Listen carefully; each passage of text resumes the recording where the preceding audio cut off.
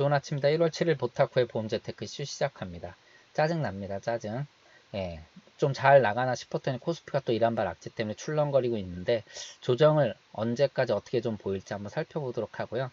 최근에 팔라듐 가격이 지금 금값을 넘어서면서 엄청난 수익을 내고 있습니다. 뿐만 아니라 소재 섹터 펀드들이 좋은 성과를 내고 있는데 원인을 한번 살펴보도록 하겠습니다. 마지막으로 위어바우라고 하죠. 제가 이 위어바우를 처음 접한 게 2013년인데 대한민국은 이제 시작을 한다라고 합니다. 네, 한국판 위어바우에 대해서도 안내해 드리도록 하겠습니다. 자, 먼저 주식시장 출렁거렸습니다. 제 펀드들이 쭉 올라가다가 조정을 보였습니다. 짜증나죠.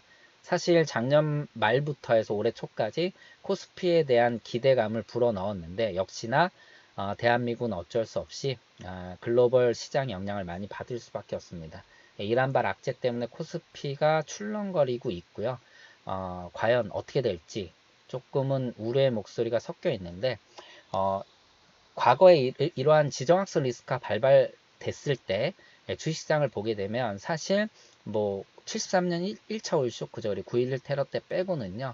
이러한 지정학적 리스크가 크게 주식시장에 영향을 미치지 않았다는 내용을 좀 확인할 수 있습니다. 그래서 지정학적 불확실성 자체보다는 장기간의 유가 급등과 경기 침체가 주가 부진의 주요 변수였다.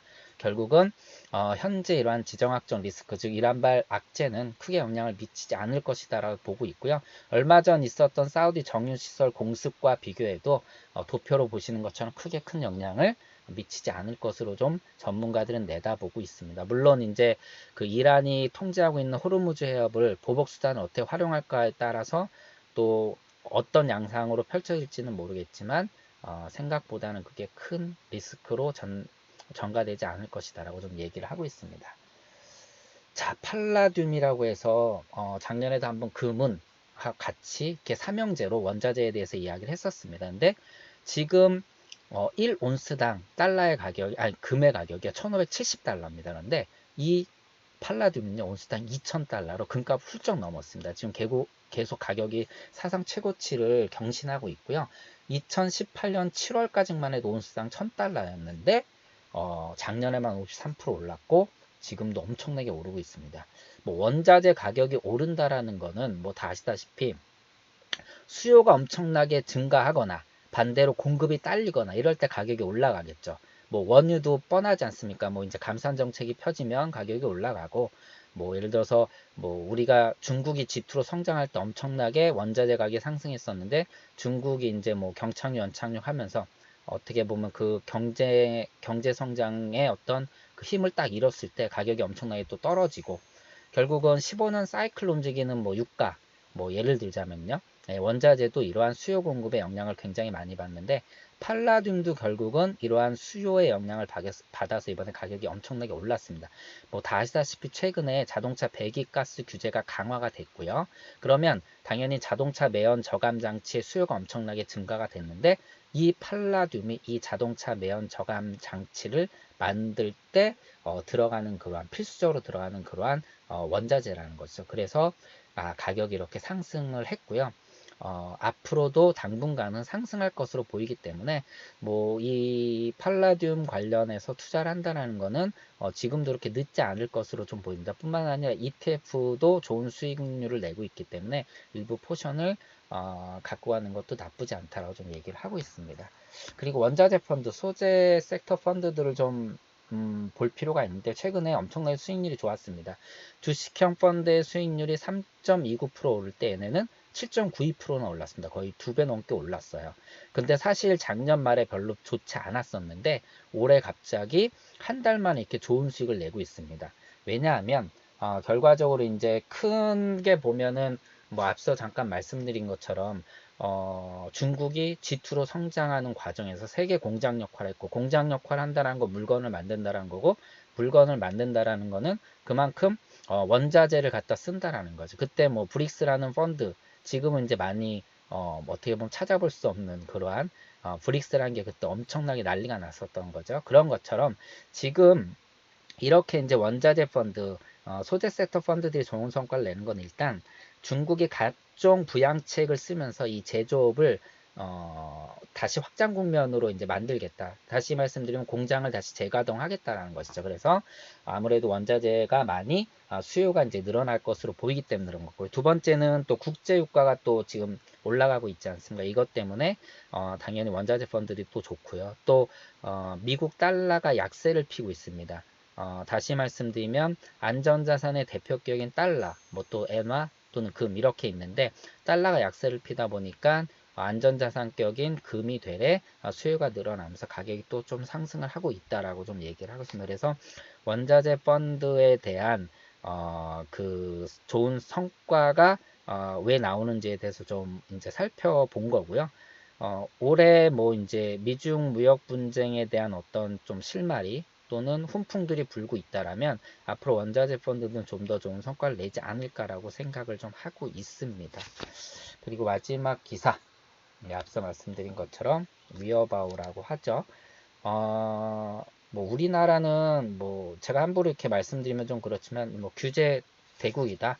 뭐 다 말씀드렸듯이 뭐 타다 문제부터 해서 뭐 에어비앤비라든가 또는 뭐 우버라든가 뭐 문제들 많죠, 굉장히.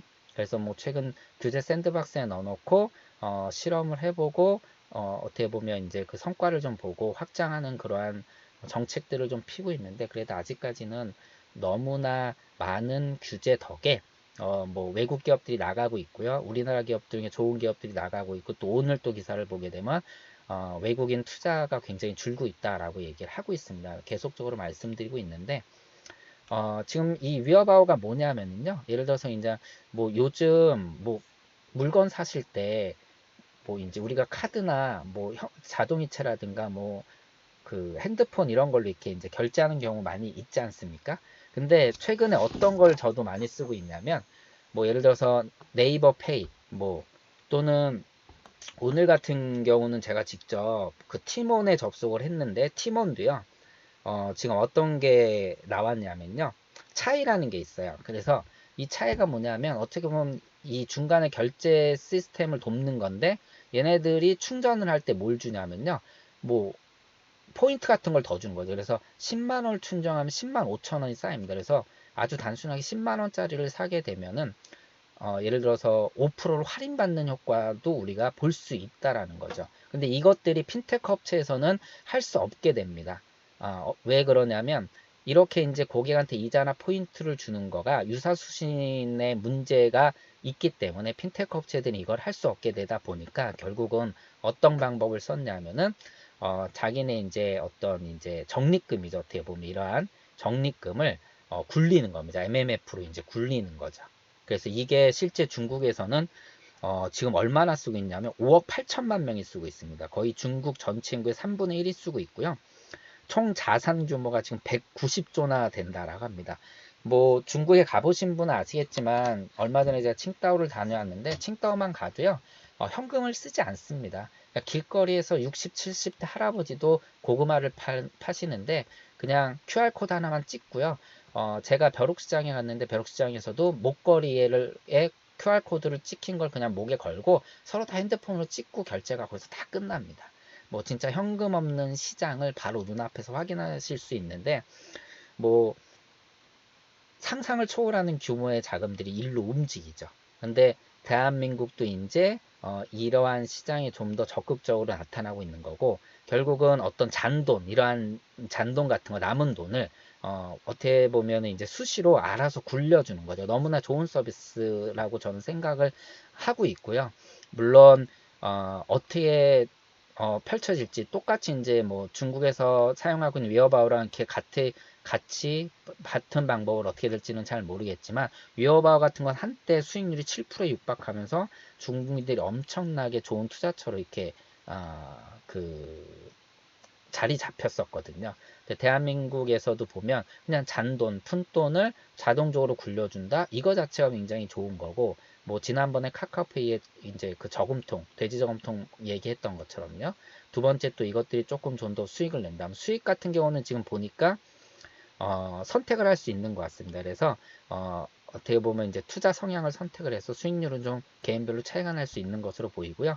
그리고 실제 이제 증권사 인수를 하려고 그랬죠. 그 바로란 증권사를 인수를 해서 카카오페이가 바로 이제 이 상품을 선보이려고 했는데 이게 이제 대주주 적격 심사에 좀 걸리면서 적격성 심사에 걸리면서 인수가 좀 지연이 되면서 제휴 형태로 일단 상품을 선보인다라고 합니다. 그래서 이 시장에 엄청나게 이제 파급 효과를 만들어내겠죠. 그러니까는 점점점 현금이 줄고 점점점 투자처가 어떻게 보면 플랫폼 형태로 바뀌는 거죠. 그리고 지금 미니보험 같은 것도 이제 판매를 하고 있습니다. 아시다시피 카카오페이가 일단 삼성화재랑 손잡고 디지털 손해보험업에도 손을 대고 있어요. 근데 지금 우리가 보면 이게 별거 아닌 것 같고 그냥 저게 뭐야 라고 하지만 제가 뭐 지난번에 한번 말씀드렸듯이